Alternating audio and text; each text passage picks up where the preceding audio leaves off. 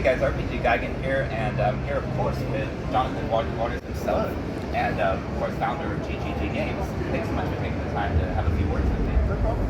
We're all excited for POE 2 coming in June, needless to say.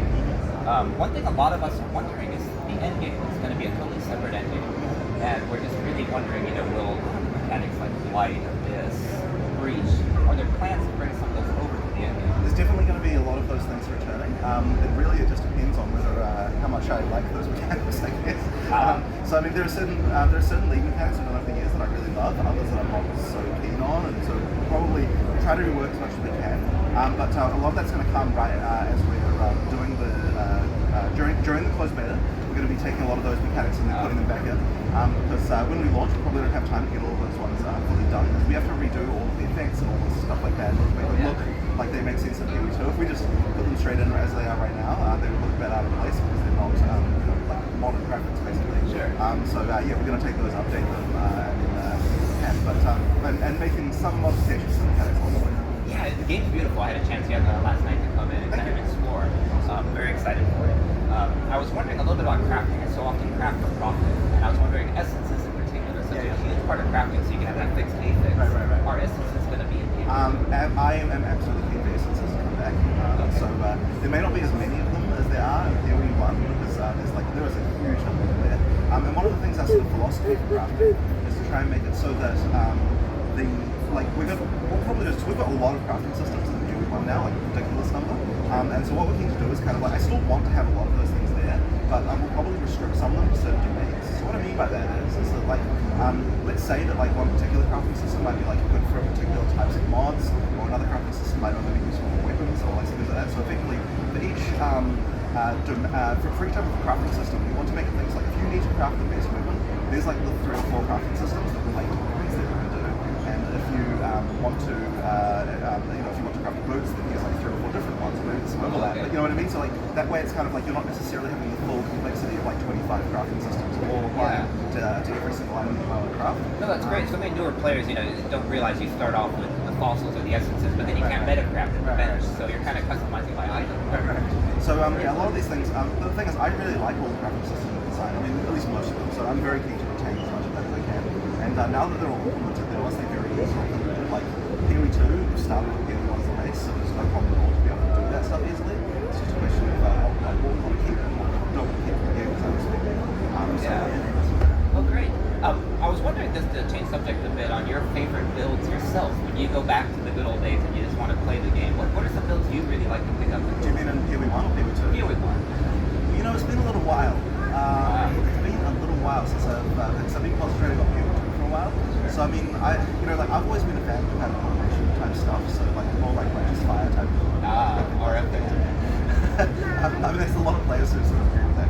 Oh, definitely. But I did a poll on my channel, and the most popular skill was righteous. Right, okay. I mean, there's a reason it's fun, right? There's a reason it's fun. So in POE 2, we're obviously very keen to bring back those kinds of things. We've got automation features, such as Spirit and so on. That's all there. But at the same time, I hope there's some things that you feel like you help want to do during this fire at the same time. Running around. Yeah, and one of my subscribers wanted to know about mines, totems, and traps. Are they all coming back? Absolutely. Although I'll tell you what, there's a way that mines and traps work is different now. So basically, there's a in POE 2 we have a base type, which is for mine and trap builds. So effectively, rather than having them be spells, they're actually now attacks, and they have a base type, which is the mine or trap. So it's like a sort of physical thing you hold, and that's as the damage source. And then, depending on what base type you're using, any of those types of skills will act as a mine or a trap. So we have trap bases and mine bases, and any of those skills can use one or the other. So the base type actually influences the way that you use the skill, which is a little bit different than before. And so those bases mean that now you don't have to care about weapons if you're a trap or mine player. Because we have got the weapon swap and all that stuff, you can still incorporate traps and mines into a build that uses other stuff as well. That's what we're do. So even though you need that base type, we can still other stuff and make the base swap and dragons and that. Oh, interesting. Yeah. So when it comes to trading, the trading system in POE, I love it. It's great because it's so free market. Right. And the market controls itself. The price of divine, chaos, and so on. The only thing that some people find sometimes frustrating is people that work all day and then they come in at the end of the day and they only can get on for 3 hours and they have this high profit item they craft in and they have to sell within that window. I was wondering if the trading system will be the same. Are there plans for like a way to trade offline? Well, the problem is with offline trade is that it really causes a lot of issues with the economy. Like there's kind of, you can, generally with trade, you can either have like easy to search or easy to like, or automatic transactions. Right. And if you have both of those, then at the same time, the economy can spiral out of control very, very quickly. One of my watchers was concerned about the bots, you know. Exactly. So effectively, because we have easy searching, all of the, the trade website, it means we kind of can't do the automatic trade thing. So it's likely to stay the same. But that being said, there are definitely some nice improvements we can make to just make it easier. But fundamentally, we still have the thing where you need to be able to meet up and actually trade with someone else. Yeah, I think that's good. I think it's a great trading system. Like if you don't have automatic trade, if you're forced to someone really is wanting to sell something at a good price. So it is actually quite a difficult problem. I guess that the main thing that would help with that stuff is just kind of reputational style things. Like basically you would need to make it so that if someone's reputation is such that if they're not actually able to sell stuff, there's some way to do it. It's an interesting idea that they've talked about the last epoch. Last epoch. Very cool. I had a few ideas I wanted to throw away and just format to see.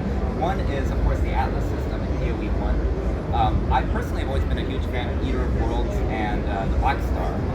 And so, what do you think of an Atlas node that would swap out the Black Star with the Infinite Hunger, and so that they reversed? And so the progression on one Eldritch Horror would go Black Star, Eater of Worlds, and then the other would go Infinite Hunger, Zergator. I'd have to talk to Mark about that, because he's the kind of person that understands the full repercussions of a change like that.